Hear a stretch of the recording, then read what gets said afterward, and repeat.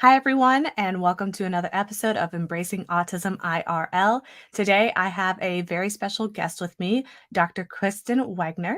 Dr. Wegner is a neurodivergent author of the Brody the Lion children's book series. She holds a master's degree in early childhood special education and a PhD in clinical psychology. Kristin has worked with young children and special needs for over 30 years, working as a birth to three teacher, a special education teacher, and a clinical psychologist. Yes, Hi, Kristin. How are you? I'm doing well. Now I feel old, but I'm doing very well. Thank you, Leah, for having me. No problem. And don't worry, I won't tell you my age. So could you tell me, other than your professional background, could you tell me a little bit more about yourself, your hobbies, maybe your favorite color, just something unique to you? Sure. Well, blue. So I wear a lot of blue. Um, about myself, boy.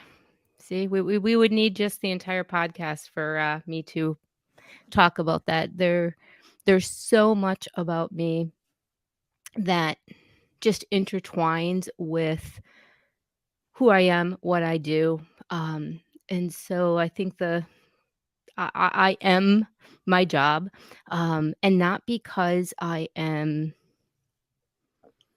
um I need to be doing something else. I don't have a lot of hobbies because I love what I do, and my special interest is always been, ever since I was a little kid, it's always been whatever work I am in.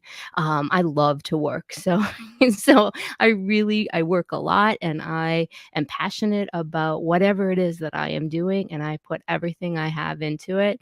Other than my work, I do love to swim, so there's that.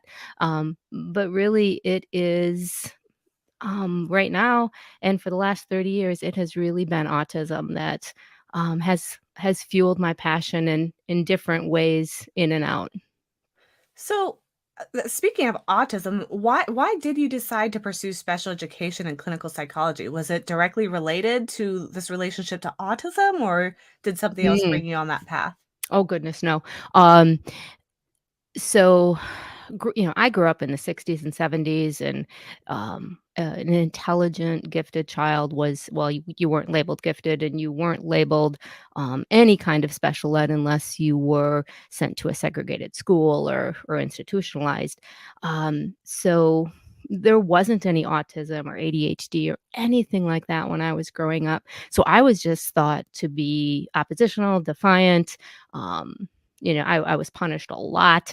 I mean, the first time I was kicked out of a classroom, I was in kindergarten. So, my whole life, I tried to fit in and do what was right because I was a serious rule follower. Um, but long story short, I went to college to pursue chemical engineering, and was studying chemical engineering, and I didn't fit in there. I didn't fit in with nerds. I didn't fit in with I just didn't fit in anywhere. And I left that, because I was volunteering, with, children that had cystic fibrosis, and it just dawned on me that I was so much happier working with children than I was working in the lab. And so even though everyone was shocked and it's like, "How can you do that? You're so smart. How can you possibly, want to, alter, your trajectory?" I did, and so actually my bachelor's degree is in vocational rehabilitation, and I worked for 5 years as a case manager for a welfare reform program, and then that's when I decided to go back and get my master's in special ed and started working in special ed. And even back then, I mean, that would have been in the early 90s, I didn't know anything about autism, and we didn't learn about autism even in a master's program. And so I was teaching, and there was a 5-year-old child who had autism, and I can remember him playing my sensory table and picking up the worms, and there just was an instant connection, and it's like, I got him, he got me, we got each other, and it just made sense. And he would come back to school every single day after day and know more about I mean, he would know more things than what I had taught him. And so I found out he was doing this ABA. Again, I didn't know I mean, at this point, I'm 28. I still didn't know anything about autism or ABA. So I started taking classes, actually then left teaching to do some ABA work, but the ABA wasn't quite right either because they weren't doing it right. And we can, talk Mhm. about that later and all about the ABAs. So, the the long story gets quite long because I actually was fired from my ABA job, because, as my boss told me, I was a square peg, and no matter how much she squished or squeezed or pushed me, she could never get me to fit into a round hole. And so, I had already at that point been pursuing my PhD, so I finished my PhD and opened my own company, and uh, Wow. 20 years later, here we are. I think that comment that you made was really interesting about squishing you into that Oh. peg, because that is really what the debate over ABA is mostly about. So it's interesting that they would even say that to the people who are conducting or performing the ABA, because that's kind of like the debate of what's happening with the kiddos. Well, and And that's what I was, because I refused to comply, even though I'm a extreme rule follower, I wasn't going to I don't do something ethically or morally that is wrong. um, supersedes. So my boss is wanting me to, tell kids they can't stim and make them, do hand over hand and force them, and force is a strong word because we never Mhm. force, but all of those things that are the bad ABA. And I wouldn't do that because you didn't need to do that. And I knew that. And if I wouldn't use any extrinsic reinforcers. And so, I mean, I worked for a company that had the little tackle boxes with the candies in it and stuff. And it's like, you don't need any of that, none of that artificial, um, reinforcement. You would never need it. I mean, I've never used it in, 20 years of ABA practice because you don't need it. Um, and so they hired a BCBA, a new BCBA that was, young, and she wanted all of her clinicians to, toe the road, and I just wouldn't do it. So that, yeah. That's so Um, interesting. So then, would you say that your own neurodivergence impacted your view of autism and ABA? Because it seems like you were intuitively kind of like yeah, in line with the kiddos. it's kind of the opposite. A Okay. ABA and autism taught me about my neurodivergence. Oh, interesting. Yeah. Do you mind sharing how that happened? Yeah, I mean, I knew I had ADHD, um, that I got diagnosed, early on in college, because at that point, then they had figured a few more things out, but still the view of autism at that point was, a Rain Man. I mean, you think, when did Rain Man come out? I mean, that still was the view. I don't have an official diagnosis of autism because, as a clinical psychologist, the only way you can give an actual diagnosis of autism is if the autism was present in the first 3 years, and my mom can't remember any of my first 3 years of life, so there's no way I can confirm it. There's movies of me stimming, so I mean, I could kind of do, and I have lots of vivid memories of some very large meltdowns, and like we said, so I'm sure that if I was a child today, I would be diagnosed autistic, but just the more children I meet, the more children I work with, the more families I work with, the more I learn about autism, and of course with social media, and you get to talk to other autistic adults, and you hear the experiences. It's like, oh yeah, oh sure am. So I want to just ask you really quickly about that. We all talk about in the autism community about how inaccessible it is for an autism diagnosis if you don't get one as a child. Do you know if anything's being worked on in that area in terms of adults who were missed as children, or is there any alternatives for people like who are in your situation, or are you just kind of like out of luck?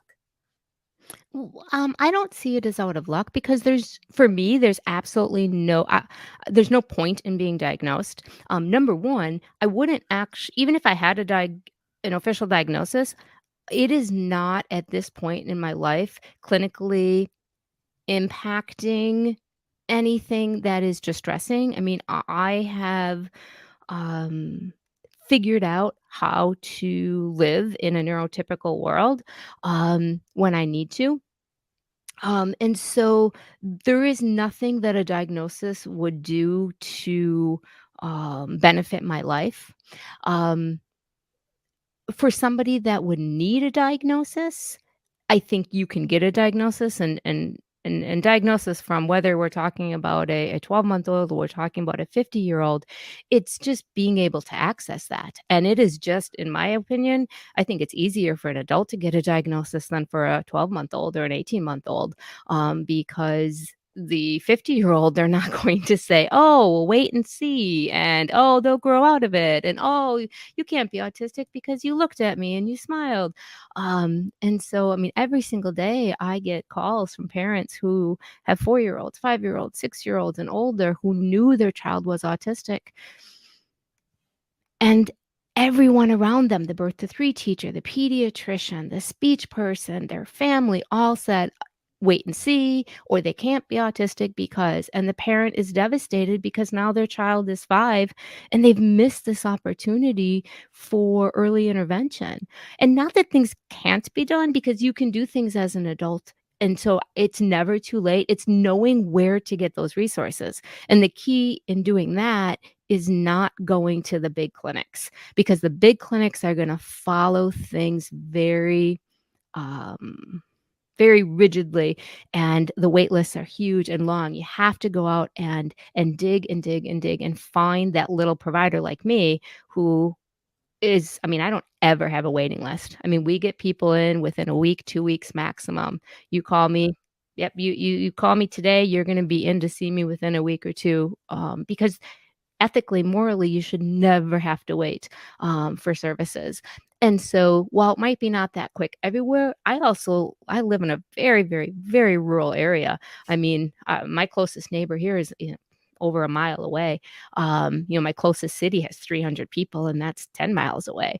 I work in a little bigger city, but if we can do that here, there are those providers in every city across, the at least United States. I can't talk for, other, countries, but you just have to keep fighting for it. That's really interesting. I know that I've heard kind of like mixed stories in terms of when kids have been able to get their diagnosis. There are those parents that are waiting till like 5 or 6 for the reason that you said, that they said that we can't tell yet, which to me is really interesting because No. my youngest one was diagnosed at 20 months old. And then because she was Yeah. diagnosed, my other one was looked at as well. And she got a preliminary diagnosis at 12 months old that couldn't be confirmed until she hit 18 months. And then she was able to get a Yeah. diagnosis. So, like, I'm surprised and shocked that people have to wait till 6 years old when They you they can get don't. it at like 18 months. Yeah, they don't. No, you can get it at 12 months. We can do the ADOS at 12 months old, and you can give, Yeah. not even provisional, you can give a diagnosis. A lot of our siblings that have autism, I mean, you can see it at 6 months, you can see it at 9. When you think of some of the social, development that happens between that 6 and 9-month-old level. At 9 months, there is a phenomenal psychological study that was done. It's called a virtual cliff. They put a baby on a clear table, like plexiglass table, and the table has, what appears to the baby to have a drop off. So half of the table, I mean, it's firm all the way. The baby's Mhm. not in any Yeah. danger ever. But it the table drops off and then goes to the floor while the plexiglass stays on top, and the mom stays at the other side. So when the baby reaches this part that visually looks like it's a cliff, looks like they're gonna drop off, if the mom who's standing at the other side of this table smiles at the baby and nods, no words, just smiles and nods, the baby will continue to proceed. If the parent shakes their head, has that little bit of fear, the baby stops and goes back Wow. at 9 months old. And so, An autistic child doesn't do that because an autistic child does not look, and it's not about eye contact, has nothing to do with eye contact. It has to do with understanding social reciprocity and understanding communication. That's what autism is this social communicative.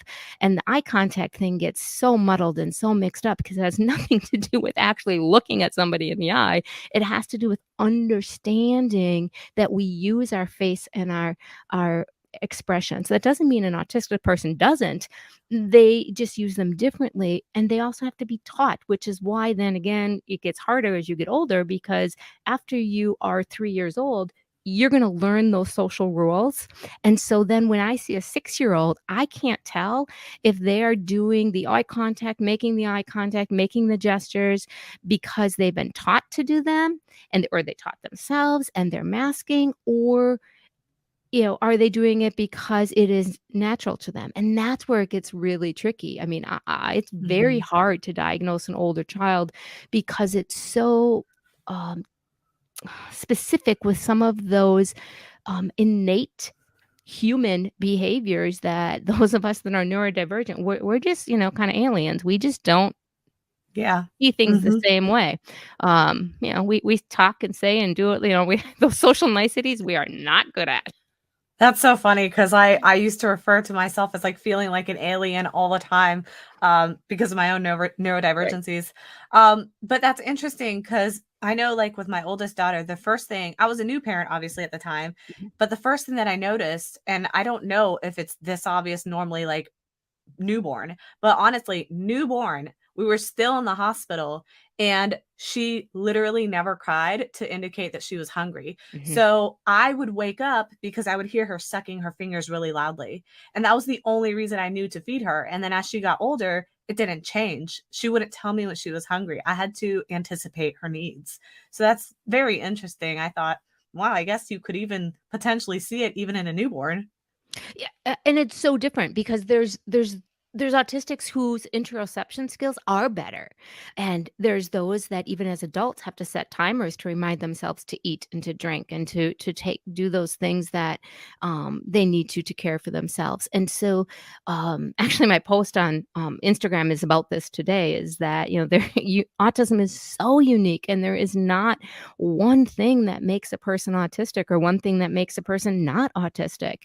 And so it's so interesting as we're watching siblings, like, I'm sure your younger daughter was being monitored.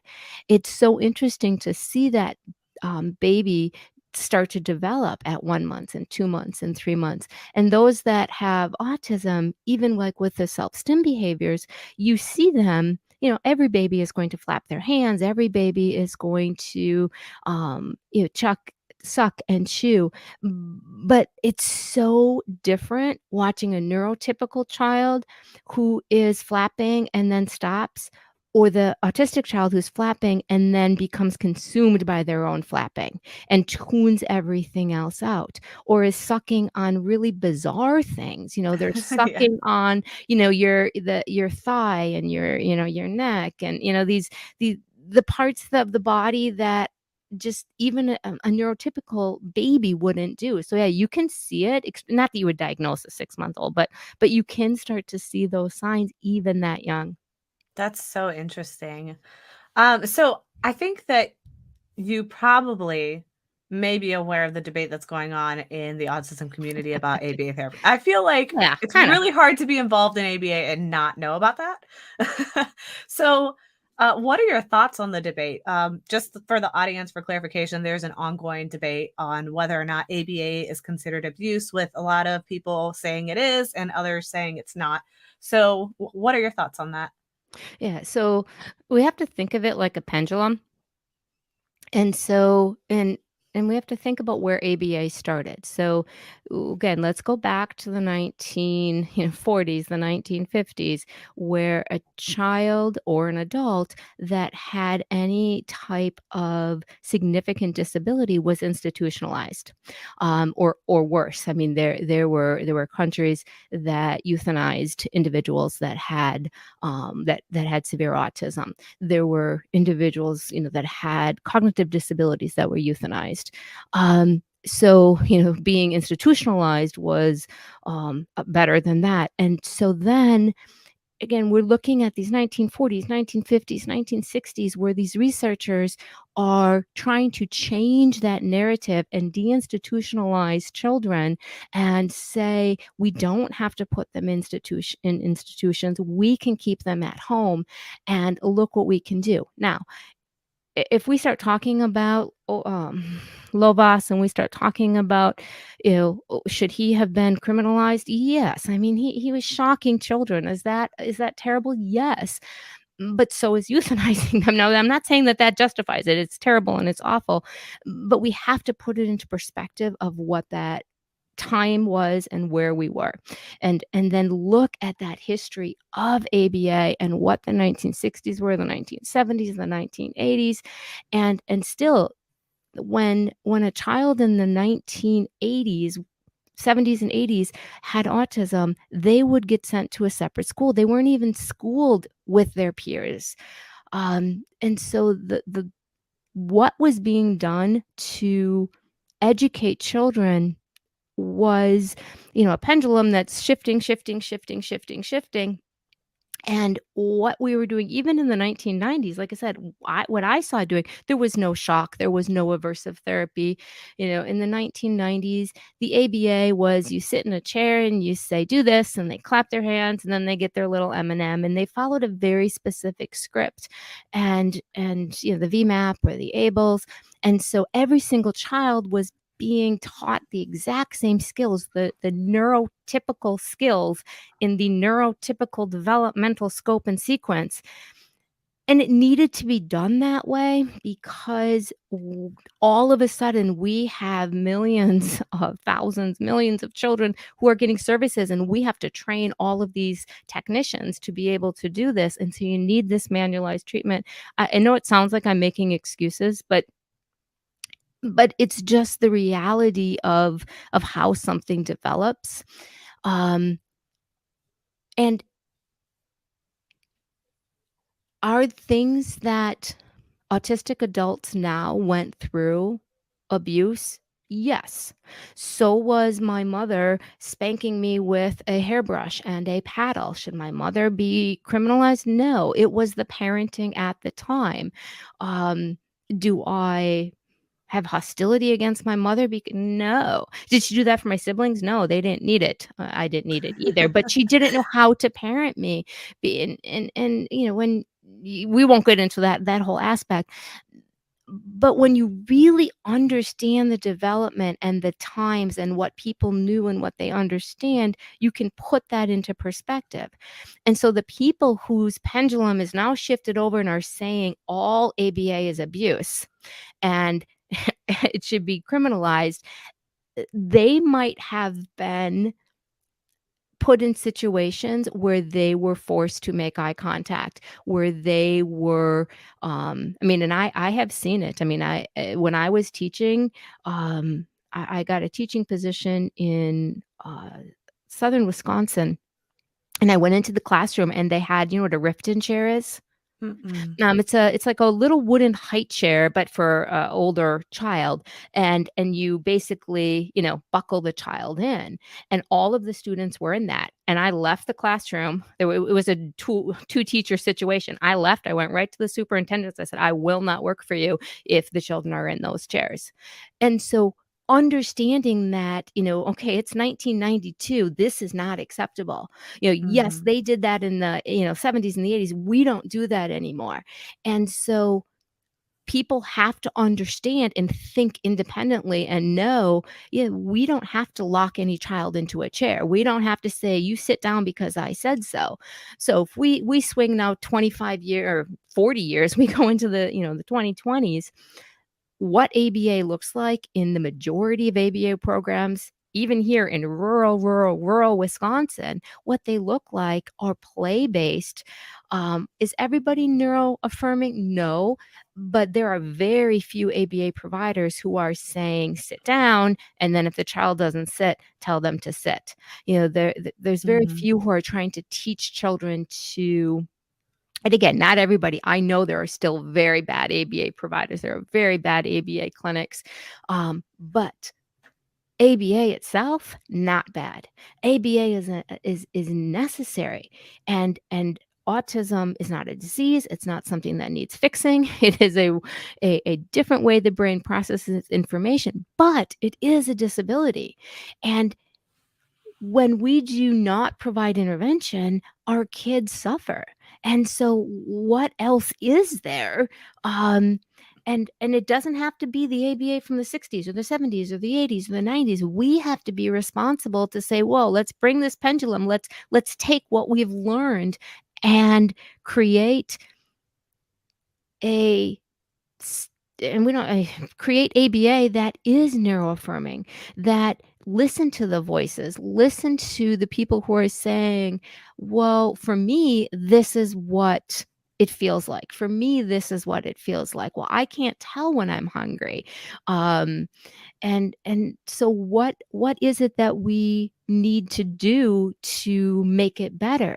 And that's what's going to make the difference. And so I think that debate is important. I think that it is a good thing. We just have to be careful, like everything that's so political, that we don't listen to the extremists and be like, oh, ABA, oh, you can't do that. Because there's truth in all of the criticisms, absolutely 100%, but it's not the truth. Yeah, I totally get that because one of the things that we actually talked about recently, and you mentioned this in your response, was about disability. And one of the episodes that we just did on our Mhm, podcast, like 2 weeks or so, mhm, was about disability not being a dirty word. Because I honestly, personally, as somebody with disabilities, I find it offensive when people are telling me that I can't call myself disabled. Because when you take away the ability to say, like, this is disabling, then you take away like people's empathy and ability to understand that like something's more challenging for you. It's just like a quirk at that point. And I'm like, well, if you consider it just a quirk, people aren't going to give you like the accommodations and the mhm, patience and like all mhm. the things that you need to like succeed in life. So I think that's been part of the frustrating part of that debate for me. Absolutely. When I was listening to that episode of yours, it's so funny because how we respond to our own disabilities is so different than somebody else that even has the same disability. And so I forget now if you were talking about, I don't remember if it was somebody in a wheelchair. It was something Yeah. like that. Yeah. And I'm physically disabled. I had some nerve damage from one of my hip replacements. And so I use a walker, but I actually get offended when people try to open a door for me. And there's other people who will get offended if somebody doesn't open a door for them. Mhm. Now, I'm happy if somebody asks me if they can open the door for me, but to assume, it's that ableism, to assume that I can't do it, then I get offended, which is ridiculous because I know the person's just being nice and I should feel gratitude. But there's this little thing like, how do you know I'm not able to do that by myself? Um, but that's just ridiculous. And I know I'm being ridiculous even when I do it. And that's what we have to realize is that sometimes our opinions of these things, we get so much on a soapbox and it's like, I'm going to call you ableist because you opened the door for me. And it's like, no, the person was being kind. Yeah. That's all they were doing. But we can get there. And so this whole disability thing, like, well, we can't call it that. And it's like, well, the word's just going to keep shifting and keep shifting. And then whatever we decide to call it today, and I myself have changed because you get such horrible hate things in your, if you post anything that has one of those Yes, I words. am aware of this. Yeah. And so you have to be, careful to play the right wording game so you can say what you want to say without offending anyone. um but yeah, no, disability is definitely not a four-letter word. Yeah, that's one I refuse to like let people take away because I feel like that is so important. I mean, we have an entire act with the name in it, so and it's a We really, really important one. It's a really important law. Like, Yeah, people wouldn't get services without it. exactly. So let me switch gears a little bit here. And I wanted to ask you, because I'm trying to think from the perspective of my listeners who are primarily parents of autistic children or parents who suspect their child might be autistic. Mhm. And one of the questions that I usually get is, what are some typical autism red flags that parents should be on the lookout for? And I think you might be better at actually answering that than I could. Yeah, and actually, if anybody wants to follow me, I I don't know why I wrote this today, but actually in my post today, I do have a whole list of them, in the description in my post. It's Brody dot the dot lion. I'm sure you'll say it later, on Instagram, but, the ones that I like to highlight, the signs that I like to talk about are typically the ones that are not on a lot of the other lists. And so it's going to be using the adult as a tool.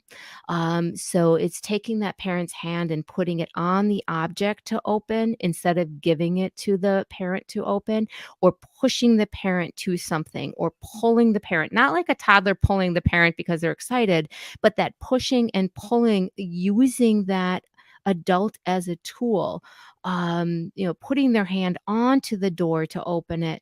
And it's, again, it's not about the lack of eye contact. There's no communication. It's just using that adult as a tool. And adults are not recognizing that that's happening. And one of the things, the benefits of being old is that you see, well, seriously though, you see, you'll find out in a couple decades, as you see decade after decade pass and generations change, the world is a different place, and everybody's social interactions are changing because they're sitting with their phones and they're in waiting rooms and they're texting their kids dinner. It's time for dinner. They're not communicating the same way. And so it's going to be interesting to see how that affects autism, because I'm already seeing it some in the interactions. But again, we're talking about a difference between, um about communicating in a different way. This isn't that. This is, using as a tool.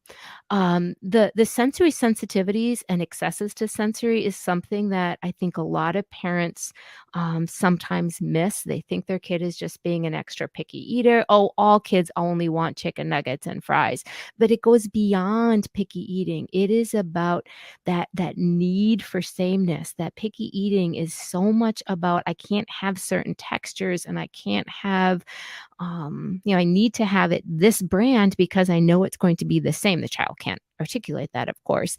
But I mean, there's so many. If we look at that profile of autistic kids and what they don't eat, or what they eat too much of, they'll only have milk or no milk at all. No meats, we'll eat these very, very few vegetables.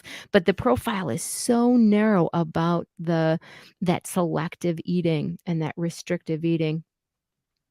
The repetitive behaviors are one that can be something that is tricky, especially if we're talking about girls, because gender really, and I don't want to get into a big debate about gender, because of course there are people that have XY chromosomes and people that have, XX chromosomes that,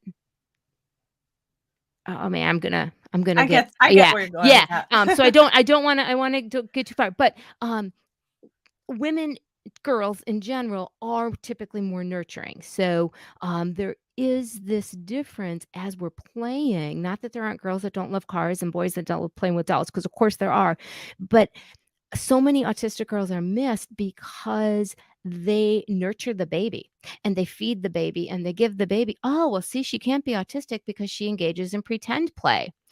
But it's so different watching a toddler who is only taking that bottle and putting it to the baby's mouth and doing this little play versus really engaging in play. And the way so many autistic kids interact with toys and with plays is just so different. And I'm all over the place here. I'm sorry. Because you just kind of wanted more list, and I'm talking in way too much detail. But that repetitive play, and so, on the surface, it's gonna be lining things up, pressing buttons, that repetitive dumping, and it's so tricky because we're talking. and your audience is thinking, well, what age are we talking about? Because the behavior that is appropriate for a 12-month-old versus a 15-month-old versus an 18-month-old. And so when you look at this list, it's really hard to be able to highlight what are those signs. But I think that social interaction, watching that child when you're singing the Itsy Bitsy Spider and you pause, are they filling in that word that is missing? How are they requesting their snacks? Are they, again, using you as a tool? Are they bringing it to you? Are they pointing? Are they showing things? Are they giving things? There's so much about that interaction with the parent and with those siblings. So I would, my best recommendation is go to my post where I have them all listed in a very concise way, where it was not concise, the answer that I just gave. I mean, that's helpful information though, because you're giving specific examples, and a lot of times people want some of those, and bullet points are helpful, but specific examples are good. So I also wanted to ask you, because there are really long wait lists, as we mentioned earlier, and I was wondering, is there anything that you think parents can do while their kid is on this wait list and they have to wait like a year or two before they get seen They, for they a diagnosis? Yeah, there shouldn't be a wait list. So, if you're on a wait list, then go look somewhere else because, like I said, I mean, I don't make anybody wait more than, 2 weeks maximum. And I know that I can't be alone. And so those wait lists are at those big clinics. And so they're gonna be the well-known, that maybe what's in their insurance company, um, there are small private clinical psychologists or developmental pediatricians that are working independently. And so if you get out of the system that you're in, especially we're talking mental health. So mental health is different. And depending on what insurance, most little independent practitioners that have, a shingle outside are going to be able to do that diagnosis. And a lot of providers that are doing the therapy also do diagnosing. Like when I started and was a therapy provider, I didn't diagnose because I didn't want to diagnose a child and then say, okay, now come and see me. Yeah, I get That was that. very unethical because I'm not going to diagnose somebody and then say, and so I diagnosed you with autism so that now you have to come in, get treated by me. But because the clinics that were doing that diagnosing, the wait lists were getting so long, ethically, I just had to do it. And so when I give a diagnosis, I say, your child has autism. There are times I recommend ABA therapy. There are times I don't recommend ABA therapy. There are times I recommend 2 hours a week of therapy. There's times I recommend 30 or 40 hours a week. It is different for every single child. And I always am going to give a list of the best providers for that child. Sometimes I'm going to give 5 different providers. We don't have that many. We're in a small area. Sometimes I'm only going to give 2 because of the child's age or where the child resides, and I know these are the companies that work in their area or work with that child's school. But if I put my name on the list, I put my name on the list at the bottom, but sometimes I don't even put our own agency on that list. And so nobody should wait, and nobody should wait a year. Um, and and and so how do you find somebody? You have to dig, but you look to see, you go and you do your Google search and you look to see in your area who are the ABA providers, and then ask that person who does the diagnosing. Um, Okay, I never thought to do that through an ABA facility. I had always assumed they were just therapy. I didn't realize that you could get resources for diagnoses there as well. Yeah, well, each state is going to be different. But Mhm. like in Wisconsin, we didn't license behavior analysts until 5 years ago, 6 years ago. Ah. It's very new. So prior to that, the reason I have a PhD in clinical psychology isn't because I was interested in clinical psychology. It's because that's the degree that was required, the license that was required to be an ABA provider in the 1990s. Mm. And because BCBAs were still new. So a BCBA cannot diagnose autism, but most clinics that do ABA, now it could be changing, but most are going to have a PhD level clinical psychologist, or possibly a PhD person that has done that needed things to do diagnosing. Um, so yeah, I mean, it makes sense you have to get referrals somewhere. And so, I mean, even here in Mayo Clinic, you think how big Mayo Clinic is, they do not do autism testing. Wow. Mhm. Interesting. Yep. We have one big clinic. We only have 3 people that do diagnosing in a 7, 8 county area here. Wow. Mhm. Okay, so then let's say that a parent was able to get that diagnosis. At the beginning, as you're aware, there's going to be this kind of like informational onslaught that parents go through, and that's from information that you get from the doctor diagnosing, then information that you get from the autism community online. You get a whole bunch of conflicting information, and it's definitely overwhelming. So, what would be your piece of advice for parents who just got that diagnosis? Yeah, that's a great, great question. Um, I want everyone to meet me. Um, no, I overwhelm people obviously way too much. You can tell by what I'm doing, but I try so hard to make sure parents have those resources, um, and and it is essential to ask questions that help you to determine that the person that you're talking to is giving you accurate information. And so what I mean by that is what what is that person's goal in telling me that my child needs X, Y, and Z? Because if you're coming to me, the reason I said that you want to talk to me, because I have no ulterior motive other than to educate you so you can be the best parent that you can be to provide the best, um, path for your child. And whether you get that from me, I don't care. You don't have to come to me. And that's what you want, is somebody that is not trying to sell you on their company, but somebody that is trying to just help you to navigate this path. And so asking some key questions, and again, this is a little tricky question because of I don't know the age of the child and I don't know who this person is that they're asking, but let's say it is a um yeah, it's really hard. So, let's say it's somebody that's saying, "All right, you need to go and get, ABA therapy." But if it's not the person that's doing the ABA therapy, that person's not gonna be able to answer any questions for you because they're not gonna actually have enough information, and so if they're in this big clinic and that's just doing diagnosing and they actually aren't in the field doing ABA, they might not be able to answer all of those questions for you. Because if you're going to be talking to an ABA provider, you want to ask that person, or an OT, or a speech person, or a music therapist, or anybody that's going to work with your child, the child's teacher, you want to say, what are you going to do when you tell my child to sit down and they don't listen? And you wanna hear their response of how they're going to respond to that. When, my child comes into the room and the toy they were playing with is being touched by another child and they start to have a meltdown, how do you respond to that?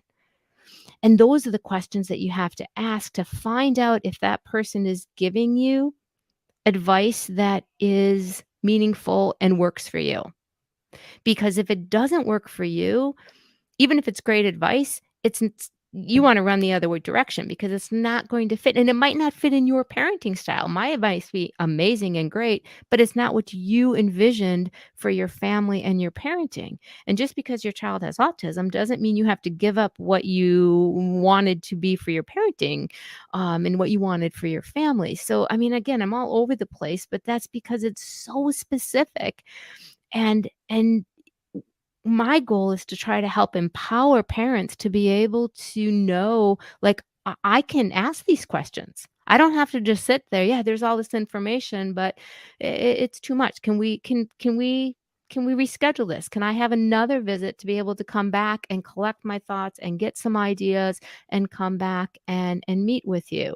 And if the person says no, then you wanna get information elsewhere too. And so it's all about asking questions and making sure that the information you're getting works for your child, it works for you. Is what I'm saying make sense? Yeah, it's basically play the detective a little bit and do some digging Mhm. before you kind of just take something at face value, Mhm. essentially. Yeah, that Absolutely. makes total sense. Mhm. So I want to pivot here so I can have an opportunity to ask you about what I see all over you here. Oh. I want to ask you first, what inspired you to pivot into the world of children's books? Because I can see that you have a lot of books there. I do. So, actually, the first one I started writing 25 some years ago. It was a long time ago. I went to a birthday party of a child who obviously had autism, whose parents didn't realize he had autism, who shut the door in his uncle's face when his uncle was 5 minutes late, who gave the gift back to me because he was no longer studying crystals. He had moved on to Egypt, who, covered his ears and had a meltdown when everyone started singing happy birthday. All of the typical things that our wonderful autistic kids do before we realize we need to alter birthday parties to actually make it fun for them. Um, and so on my way home from this party, I just kind of started writing this because it breaks my heart every single day when I see these parents who don't know that their child needs these accommodations and who parents would give them to them, would give them everything on a platter if they knew. And so I started writing it and I jotted them down when not while I was driving, of course, but jotted it down, threw it in, my journal at the time, what have you. And, I mentioned earlier that I'm disabled, and it's living a life not being able to walk is a very, very difficult thing. And so when you think about, as you get close to retirement and the things that you're gonna do, it's like, what am I going to do with my life when I, you know, when I can't be on the floor and I can't run after kids and I can't do this anymore? And so all of a sudden those little notes just kinda I remembered them, and so I went and I said, "I wonder if I still have them," and I dug them out, and I did, and so that was the first book that I rewrote, um, and COVID hit at the time, and I had decided that I was gonna self-publish them because I wasn't willing to give up any of the creative control to a publisher, because when you, go with a traditional publisher, you sign away your rights, and then they could change it, and they don't know autism, and I wasn't willing to have them do anything to my characters that wasn't going to be authentic, so, I self-published, the first one, and I mean, I just started writing at that point, and that kind of became my obsession and my little special interest. So I wrote a slew. So we have 4 published right now, and then our 5th one will be out this fall. So that's pretty exciting. That is super awesome. That's always Yeah. been like a dream of mine too, to publish kids books specifically for neurodivergence. So that's really interesting. That's what really piqued my interest. I was like, ah, she's doing this. Yeah, yeah, yeah. And I took a look at those books. I read them to my kids and they loved them. I thought they were super cute. They were well done. I've read some other ones that I feel like are just too wordy or like too dense or like too literal about what autism is, that like a kid can't really pick it up and like understand it at their level. But I thought that this series did a good job of that. I think yours do a good job of making it like kid friendly. Well, I do have a master's degree in education, so, I That have helps. read it helps a little. I mean, I have read, thousands and thousands and thousands and thousands of books, so, and one of the key things that so many parents don't even know, hang on, I'm gonna grab a book, is No that worries. when we read a book to children, we don't have to read the words that are in the book, and a lot of parents don't understand that, and so, um it's crazy when I work with some of my especially my 18-month-olds and my 2-year-olds, that age range, they really, really struggle to connect to books. They love the songs, they love looking at at looking at books, but the words, the language makes no sense at all. And so everything that we do when we read a book to our littles is interactive. And so we always have material. So if we're reading our Brody the Lion Meets the Doc, for example, with our doctor, we have our stuffy, our Brody stuffies, and all of our kids have Mhm. stuffies. And so, we have our stuffies, we have our doctor kits, we have everything that you're going to see in the book. We have those materials there. And depending on the language that I am reading, the text in the book is going to be appropriate for a neurotypical 4 to 6 year old, depending on that child's language level. And so, if you're reading the book to your 2 year old who's autistic, who is nonverbal, we shouldn't be reading those words at all. There should be no words that are being read at all. And it's so interesting because people don't understand that we have to adapt and make accommodations even in that reading.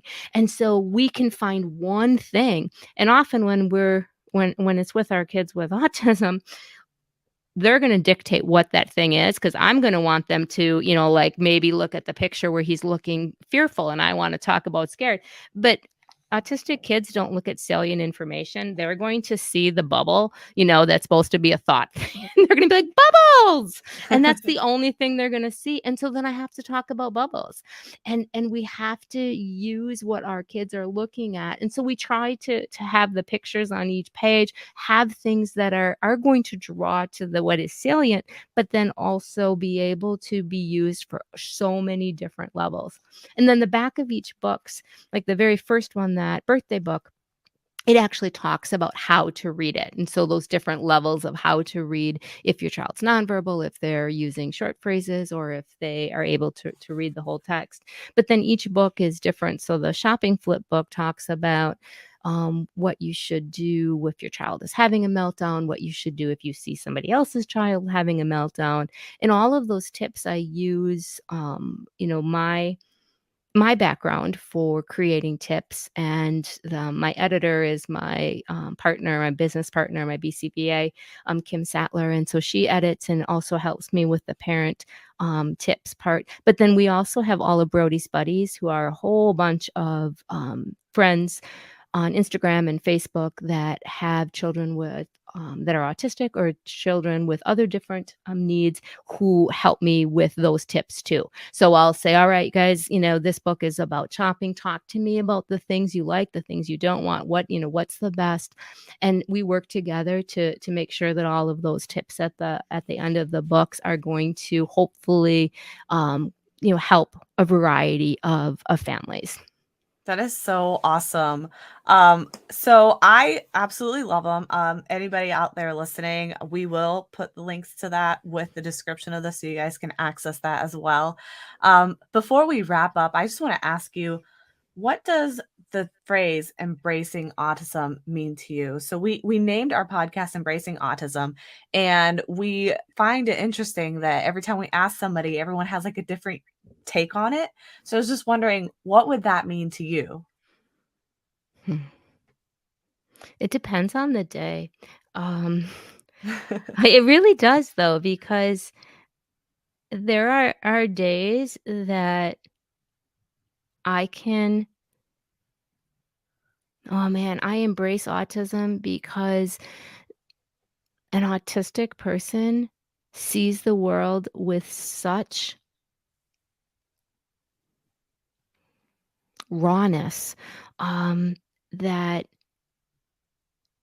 the superficiality of societal expectations and norms don't matter. And if the entire world could see the world itself as an autistic person did, the world would be a truly better place, because so much of that superficiality and materialistic and all of those things that don't matter to an autistic person.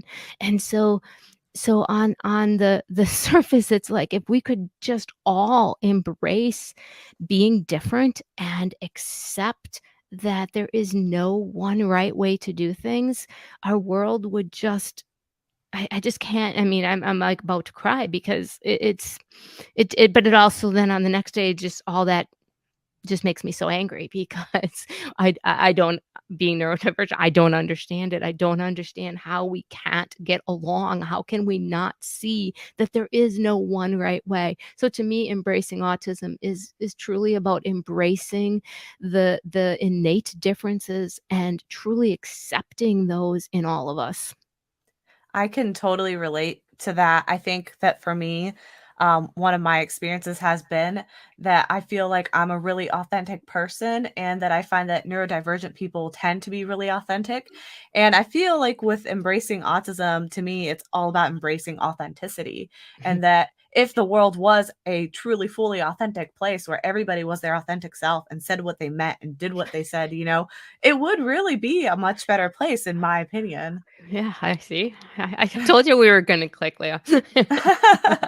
So I'm gonna wrap up here, but before we go, I want to make sure that my listeners can find you in your books. So go ahead and shout out where's all your information, social Sure. media. Where can my listeners find you? Sure. So as far as the books go, depending on where you are in the United States, you can get them on Amazon.com, which could be the cheapest place if you don't have to pay for shipping. Amazon across the whole world, so Canada, India, UK, wherever has the Amazon books. But all of the retailers have them. Walmart, Barnes and Nobles, the Book Depository. So anywhere retail, you're going to be able to find them. If you are US, it may be cheaper to get them directly from us because we do a lot of sales. And so that website is www.brodythelion.com. No spaces or dots, just brodythelion.com. My Instagram handle is brody.the.lion. And the Facebook is Brody the Lion. At one. I get confused with all of those. Um, but you can find most if you go to the website, the brodythelion.com or the Instagram, you'll be able to get most of them. But if you just Google Brody the Lion, you should be able to find it pretty easily. And Kristin, she was also so nice to provide you all with a discount code. Ooh, That is Brody's Buddies. I think we have it here. awesome. Oh, yeah, great. So, if anybody is interested, I would highly recommend these books. They're super cute and super well done, in my opinion. And so, everybody, please make sure Yeah, to follow and like her pages and keep up with what she's doing. yeah. I'm interested to see that post that you're talking about. So, thanks again, Kristin. Is there anything else that you'd like to share that I didn't give you the opportunity? Oh, no, yeah, I'm sorry I talked so much. You probably didn't get a word in edgewise. Oh, no, no, no. This is all about you, so that's fine. It's all about you. It's all about getting to know you. All right. Well, thank you so much for being part of the Embracing Autism Aw, podcast. I hope that you enjoyed your time in this conversation and hopefully we'll catch up again in the future. sounds great. Thank you so much, Leah. Thank you.